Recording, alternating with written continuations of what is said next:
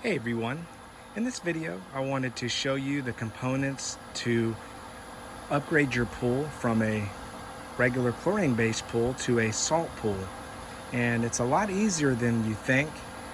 So if you have any questions about it, I want to kind of help you out in this video. If you're new to my channel and you haven't already subscribed, please hit that subscribe button so you don't miss it when I post another video, and please also check out my other videos. Okay, so the main components to switching your pool from a chlorine-based pool where you use chlorine tablets, chlorine shock is going to be, this is the power center, and this is the Pentair IntelliChlor. It's a very popular chlorinator. Now this is just the power center. There's going to be this box that needs to be wired in, okay? Then there's going to be a cord that runs to here. Here is just a union. So this was a pipe that went across. They cut it, they plumbed in a union and a union, and then they put the salt chlorine generator on it. And this is what it looks like. Okay.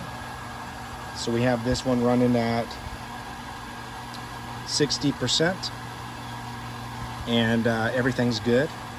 But those are the main components. So if you're looking at your pool and you're thinking, you know, what do I need to do to upgrade it? This is the main part of it. So this is what generates the chlorine. Okay, this is what generates the chlorine, and then this one right here is an IC40. That's a Pentair IC40. So that's going to be for up to a 40,000 gallon pool. I do recommend, if you're going to get one, make sure to get it a larger size than what the volume of your pool water is. That way you'll run into less problem. Okay, so that's it. So once again, here's the power center, and this is just the power box right here. Power center, then there's the cord. It literally just comes right into here, and then that's it. So hopefully this has helped you out. If you have any questions about it, please just let me know in the comment section.